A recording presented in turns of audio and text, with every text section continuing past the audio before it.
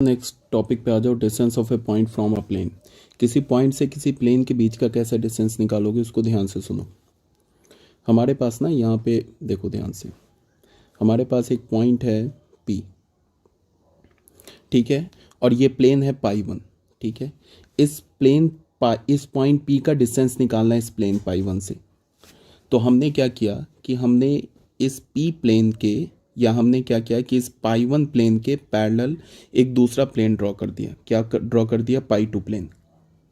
हमने इस पाई 1 प्लेन के पैरेलल एक पाई 2 प्लेन ड्रॉ कर दिया। हमें करना क्या है, इस पॉइंट P का डिस्टेंस निकालना है इस पॉइंट Q से। तो हमने क्या किया, इस पॉइंट P एक ऐसा प्लेन ड्रॉ किया पाई 2 जो इस पाई 1 प्लेन के पैरेलल है और जिस प्लेन पर पॉइंट P है, ठीक है। फिर इस पॉइंट P के पोजीशन वेक्टर को हमने ये बोल दिया, ठीक है। और ये जो हमारा ON है ना, ये ON, ये क्या है? डिस्टेंस ऑफ, ये क्या हमारा distance of this plane pi 2 from origin, ठीक है। ये जो हमारा D है, ये D क्या है? Distance of plane pi 1 from the origin से पाई 1 प्लेन का डिस्टेंस। और इस P पॉइंट से जो हमने परपेंडिकुलर ड्रॉ किया पाई 1 प्लेन पे, वो कहाँ पे आके परपेंडिकुलर गिरा? Q पे। हमें क्या करना है, हमें करना है कि ये PQ डिस्टेंस निकालना है। यही निकालना है ना। कर क्या रहे हैं हम लोग? पॉइंट P से इस पाई 1 प्लेन का डिस्टेंस निकाल रहे हैं। तो ये हमारा परपेंडिकुलर है, तो हमें PQ चाहिए। तो PQ को तुम कैसे लिख सकते हो? PQ को तुम लिख सकते हो D, यहाँ से यहाँ तक ऑरिजिन से पाई 1 प्लेन का डिस्टेंस है D में से ON डैश हटा दो तो क्या मिल जाएगा? हमें PQ मिल जाएगा। N डैश N मिल जाएगा, N डैश N क्या हमारा PQ आ जाएगा, ठीक है। समझ में आ रही बात? हम क्या कर रहे हैं, P पॉइंट से इस Q पॉइंट का डिस्टेंस निकाल रहे हैं, या फिर हम ऐसे बोले कि पॉइंट P से इस पाई 1 प्लेन के बीच का डिस्टेंस निकाल रहे हैं। इस फिगर में भी आते हैं, दोनों फिगर में आते हैं, बट पहले इस फिगर को देखो ध्यान से। तो हमने क्या किया कि इक्वेशन पाई 1 का जो इक्वेशन है उसको हमने बोल दिया, पाई 1 प्लेन का जो इक्वेशन है ना उसको हमने क्या बोल दिया?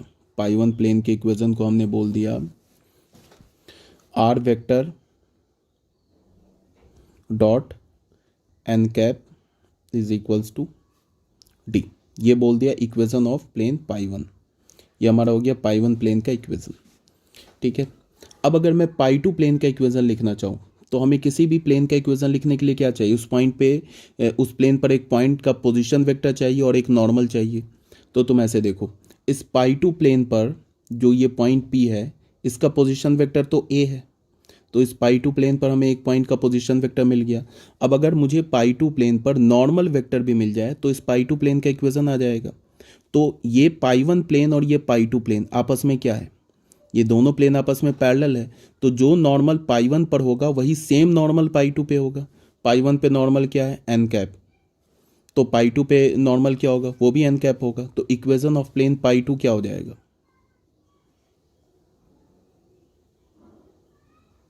इक्वेशन ऑफ प्लेन पाई 2 क्या हो जाएगा? पाई 2 प्लेन का इक्वेशन क्या हो जाएगा? R vector minus A vector dot N cap is equals to 0।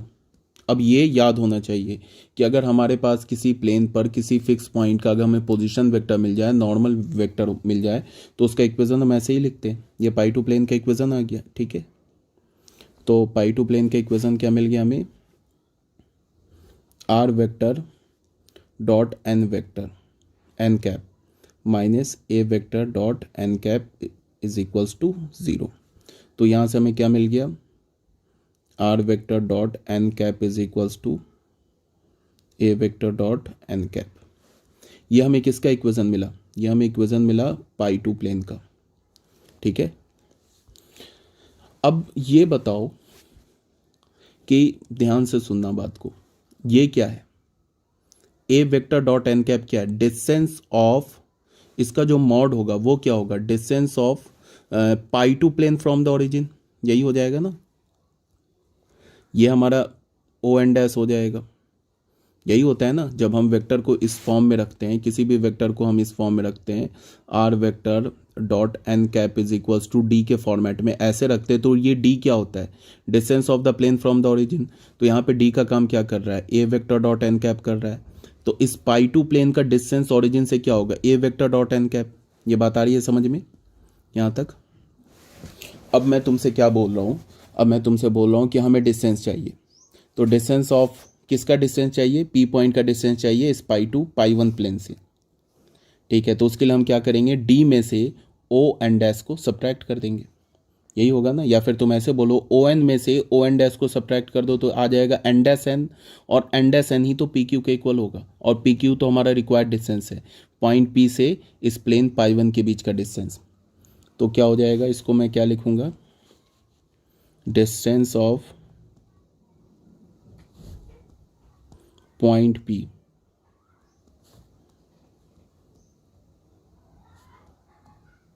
From the plane pi one plane से पॉइंट पी का डिस्टेंस क्या होगा, पहले तो मॉड लगाएंगे, डी में से क्या करेंगे, या फिर ऐसे बोलें कि ओ एन में से ओ एन डैश सब्ट्रैक्ट कर दें, O N minus O N dash, ये क्या हो जाएगा, ओ एन क्या हमारा, ओ एन क्या डी, क्या सब्ट्रैक्ट करें, O N dash, O N dash हमारा क्या है, ओ एन डैश क्या है, ओ एन डैश हमारा पाई टू प्लेन का डिस्टेंस है ओरिजिन से, तो पाई टू प्लेन का डिस्टेंस तो ये मिल रहा है ओरिजिन से, तो इसको हम क्या बोलेंगे, ये हमारा डिस्टेंस आ जाएगा, यही हमारा रिक्वायर्ड डिस्टेंस हो गया। अब सुनो, मैं बता रहा हूँ, आगे बताऊंगा, ये फॉर्मूला रटने की ज़रूरत बिल्कुल नहीं है, ठीक है। अगर याद है तो ठीक है, नहीं याद है तो कोई ज़रूरत नहीं रटने की। सेम जो है, जैसे ये वाला फिगर में क्या है, इस फिगर से भी सेम रिजल्ट आ जाएगा, ये सेम रिजल्ट आ जाएगा। कैसे बता दे रहा हूँ, मान लो कि यहाँ पे ध्यान से देखो, इस प्लेन का इक्वेशन हमने क्या ले लिया, R dot N cap is equals to D, ये हमारा ले लिया। तो इस प्लेन का इक्वेशन क्या हो जाएगा, R vector minus A vector dot N cap is equals to 0।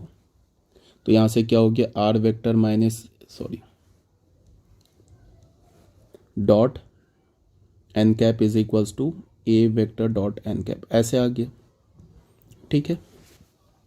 अब इसके बीच का डिस्टेंस क्या होगा, ये हमें क्या मिला, ये हमें मिला यहाँ से ओ एन डैश, ये हमें क्या मिला, ये ओ एन डैश मिल गया हमें, ये मिल गया, और ये डी। इस बार हमें क्या करना होगा, डी और ओ एन डैश को ऐड करना होगा, तभी तो इस पी पॉइंट का ये हमारा डिस्टेंस आ जाएगा, यहाँ से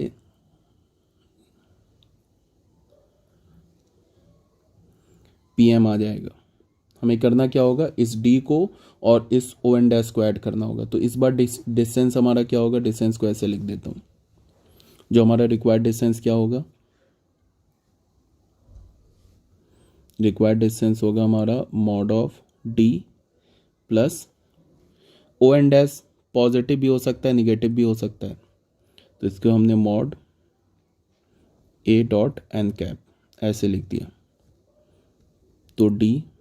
अब ये A vector dot N cap vector, ये समझना होगा कि इसका जो मॉड है ना, ये अंदर निगेटिव, ये निगेटिव लिखा है। क्यों निगेटिव लिखा है, क्योंकि तुम ऐसे देखो, ये इस बार क्या है कि इसको, अब तुम्हें यह समझना है कि ए वेक्टर और ये जो एन कैप वेक्टर है, इसके बीच जो एंगल बन रहा है ना, वो ऑब्ट्यूज बन रहा है।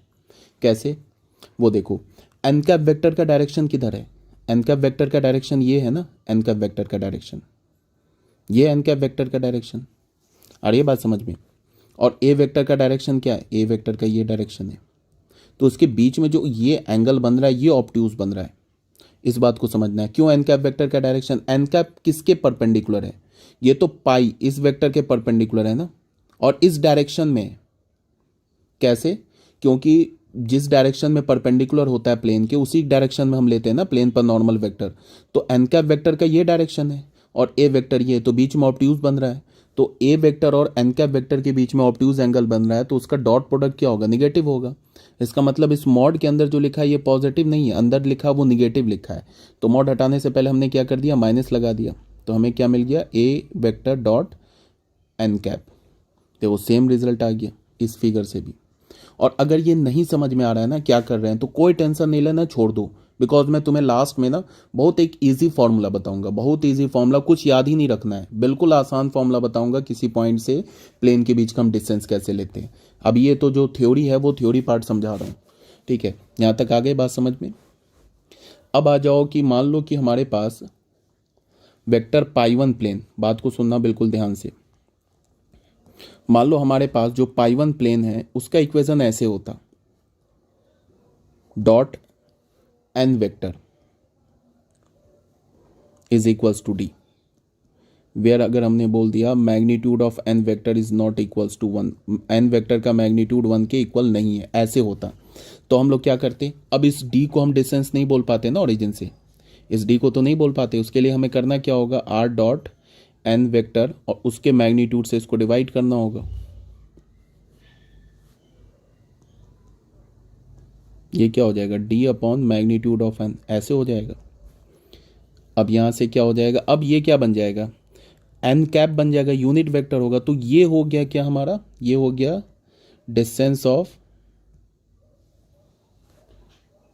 Plane pi two from the origin, origin से पाई टू प्लेन का डिस्टेंस। देखो ये पाई टू प्लेन का डिस्टेंस, सॉरी पाई टू नहीं, पाई वन,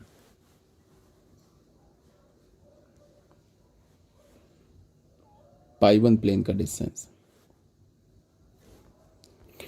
ये डी, ये जो जिसको हमने स्मॉल डी बोला है, ये अब किस में कन्वर्ट हो गया, D upon magnitude of n, because ये हमारा क्या हो जाएगा, आर वेक्टर डॉट ये हो जाएगा ना n cap is equals to, ये क्या हो गया, D upon magnitude of N.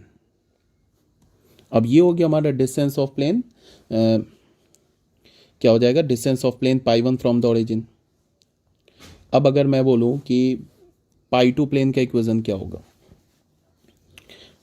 Pi to plane का इक्वेशन हो जाएगा हमारे पास, पाई टू प्लेन क्या होगा, आर वेक्टर, ये हमारा पाई टू प्लेन है, इसका इक्वेशन क्या होगा, इस पॉइंट, इस पी पॉइंट का पोजीशन वेक्टर क्या, A, R vector minus A vector, ठीक है, dot N vector is equals to 0, तो यहाँ से हमें क्या मिलेगा, R vector dot N vector minus A vector dot N vector is equals to 0, तो यहाँ से हमें क्या मिला, R vector dot N vector is equals to A vector dot N vector. अभी भी हम क्या बोल सकते हैं, इस ए वेक्टर डॉट एन वेक्टर को हम इस पाई टू प्लेन का डिस्टेंस, ये डिस्टेंस नहीं बोल सकते, कब बोलेंगे, जब यहाँ पे ये यूनिट वेक्टर हो, ये क्या हो, यूनिट वेक्टर हो, तो यूनिट वेक्टर बनाने के लिए हमने क्या कर दिया, आर डॉट इसको मैग्नीट्यूड से डिवाइड कर दिया, तो ये क्या हो जाएगा, A vector dot N vector upon magnitude of N vector, ऐसे डिवाइड कर दिया। अब ये डिस्टेंस हो गया किसका, पाई टू प्लेन का, ऑरिजिन से ओ एन डैश ये हो गया, तो फिर हमारा डिस्टेंस ये, हमें तो पी क्यू निकालना है, इसका मतलब एन डैश एन निकालना है, तो हम क्या करेंगे, O N minus O N dash, तो रिक्वायर्ड डिस्टेंस क्या हो जाएगा,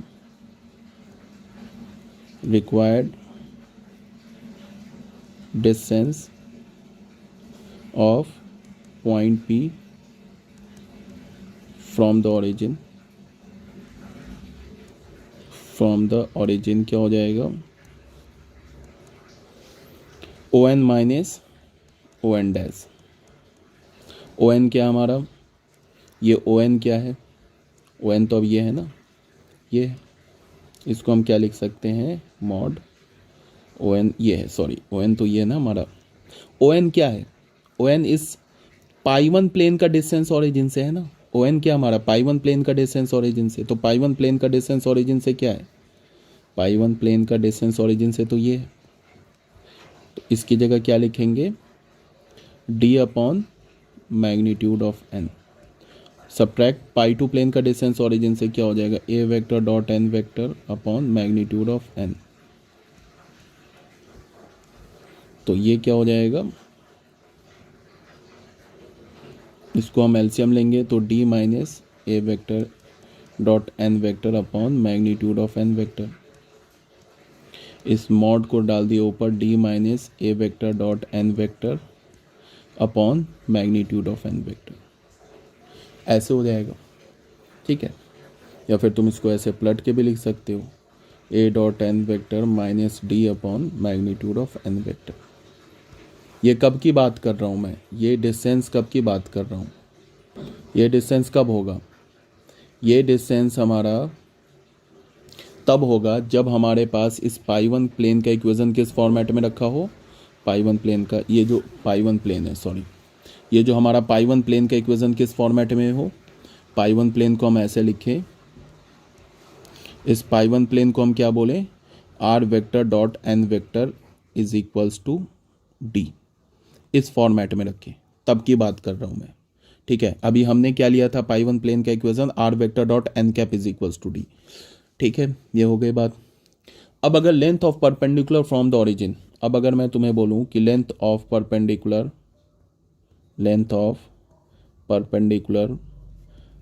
फ्रॉम द ओरिजिन से, तो यहाँ पे ओरिजिन से होगा तो क्या हो जाएगा, ये कहाँ से निकाला था हमने, ये हमने length of perpendicular from point P, इस पी पॉइंट से निकाला था, इस पी पॉइंट से निकाला था। तो अगर ये पी पॉइंट को मैं ओरिजिन पे डाल दूँ तो इस पी पॉइंट का पोजीशन वेक्टर ए है, तो क्या हो जाएगा, ओरिजिन का पोजीशन वेक्टर 0 हो जाएगा, तो यहीं डाल दो। यहाँ पे क्या हो जाएगा, यहाँ क्या हो जाएगा, 0 minus D upon magnitude of N vector, ये क्या हो जाएगा, magnitude of D upon magnitude of N vector, ये हो जाएगा। अब मैं बताऊंगा अभी तुम्हें एक फॉर्मूला जिसमें तुम्हें ये सब कुछ याद रखने की ज़रूरत ही नहीं है, बट अभी सुनते चलो मैं क्या बोल रहा हूँ। अब आ जाओ सेकेंड फॉर्म में ना, कार्टेशियन फॉर्म में आ जाओ, ठीक है। अब आ जाओ, हम लोग आ जाते हैं कार्टेशियन फॉर्म में।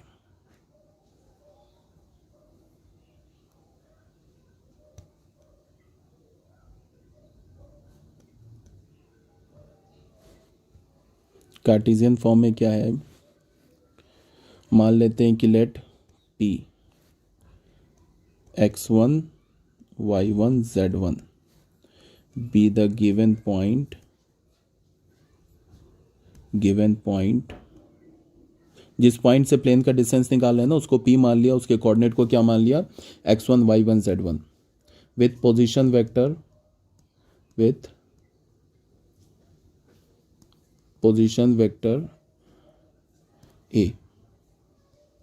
ए मान लिया, एंड किस प्लेन से निकालना है, इस प्लेन से, A x plus B Y plus C Z is equals to D, B the Cartesian plane of the plane, B the Cartesian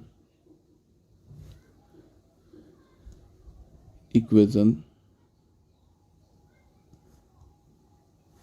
of the given plane. तो ए पॉइंट का coordinate क्या हो जाएगा, मतलब position vector of point P को हमने क्या बोला, ए, तो ये क्या हो जाएगा, x1 I cap y1 J cap plus z1 K cap, ये हो गया। और n वेक्टर क्या हो जाएगा, n वेक्टर हो जाएगा a1 आई कैप प्लस b1 जे कैप प्लस c1 के कैप, ठीक है। अब यहाँ से निकाल लो, यहाँ से डिस्टेंस निकालो, ए डॉट यहाँ से डिस्टेंस निकाल लो, यहाँ से ना डिस्टेंस निकालो, डिस्टेंस क्या हो जाएगा, distance of point P, distance of point P from the plane क्या है, magnitude A dot N vector minus D upon root under, sorry, magnitude of n, यही है ना। तो ए वेक्टर क्या हो गया हमारा, x1 I cap plus y1 J cap plus z1 K cap, dot A vector N vector क्या हो गया हमारा, A I cap plus B J cap plus C K cap, और इस डी की जगह क्या है, ये कैपिटल डी है, तो इस कैपिटल डी को हम क्या लेंगे, लेफ्ट हैंड साइड में ले जाएंगे। तो ये क्या हो जाएगा, जब प्लेन का इक्वेशन लिखेंगे तो हम लोग क्या लिखेंगे, डी की जगह क्या हमारे पास, यहाँ पे माइनस डी हो जाएगा ना, लेफ्ट हैंड साइड में ले जाएंगे तो minus D upon root under क्या हो जाएगा, नॉर्मल वेक्टर तो ये है, तो क्या हो जाएगा, root under A square plus B square plus C square, ठीक है।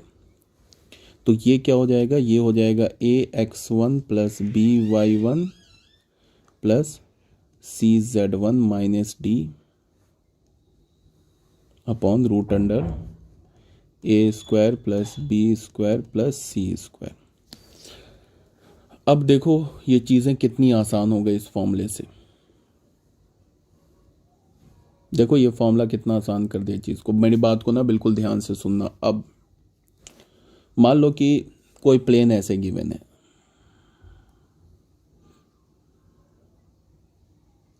ठीक है। इस प्लेन का मैंने इक्वेशन क्या बोल दिया, इस प्लेन के इक्वेशन मैंने बोल दिया suppose that a x plus B Y plus C Z is equals to D, ऐसे बोल दिया। तो इसको हम क्या लिख सकते हैं, A x plus B Y plus C Z minus D is equals to 0, ऐसे लिख सकते हैं। और ये कोई पॉइंट पी है, इसका क्या हो गया x1 comma y1 comma z1। हमें इसका डिस्टेंस चाहिए, परपेंडिकुलर डिस्टेंस चाहिए इस प्लेन का। तो देखो सिंपल, ये हमें मान लो कि इसको ये कट किया m पर, तो हमें pm चाहिए। तो pm सिंपल क्या होगा, इस p पॉइंट के कोऑर्डिनेट को सिंपल देखो, ये कार्टेशियन फॉर्म में प्लेन का इक्वेशन दे रखा है, ठीक है। सबसे पहले प्लेन के इक्वेशन लिखने से पहले क्या करेंगे, उसको हम क्या करेंगे, ये कांस्टेंट जो उसको लेफ्ट हैंड साइड में ले आएंगे, ले आए लेफ्ट हैंड साइड में।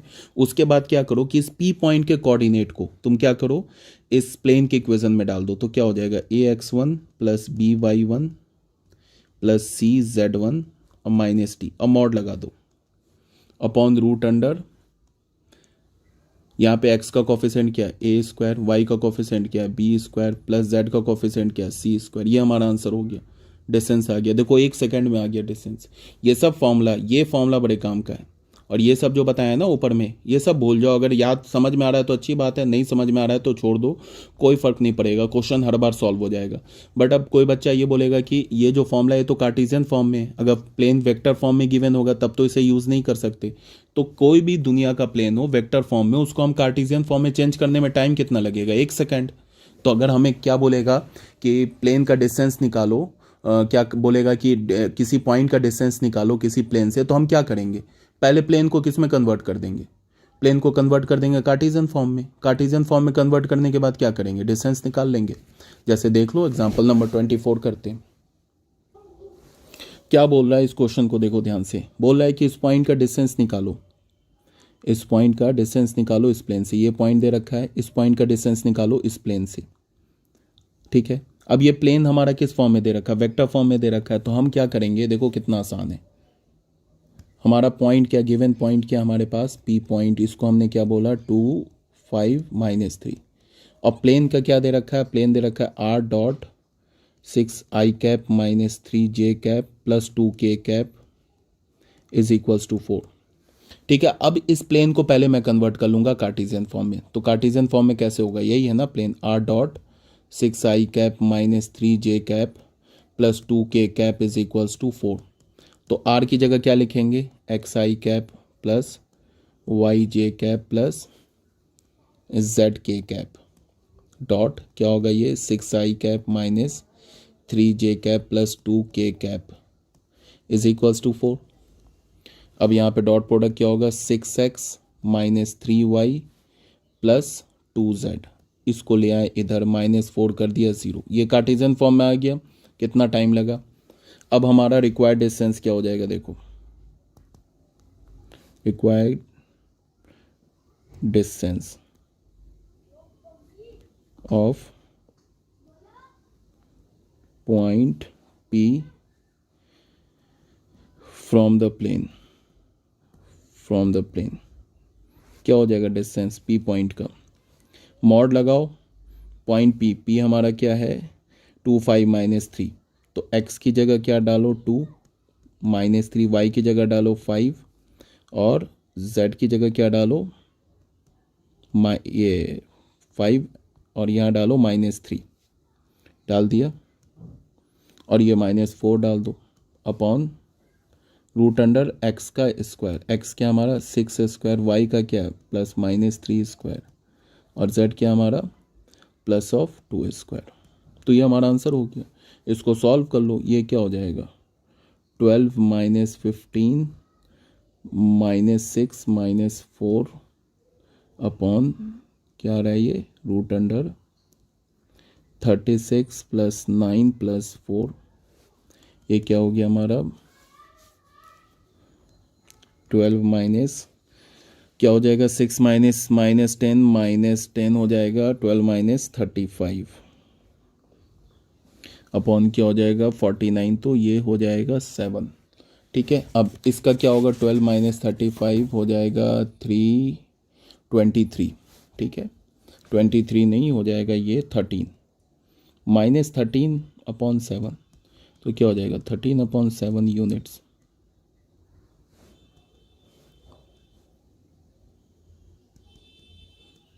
ये हमारा आंसर हो गया, ये हमारा क्या हो गया आंसर हो गया, बहुत सिंपल सा है। ठीक है, नेक्स्ट अब हम लोग करेंगे angle between the line and a plane. Line और प्लेन के बीच का एंगल क्या होता है वो करेंगे, ये हमारा लास्ट टॉपिक है। उसके बाद ये जो हमारा 3 डायमेंशनल ज्योमेट्री है ये क्या हो जाएगा हमारा कंप्लीट हो जाएगा। ओके।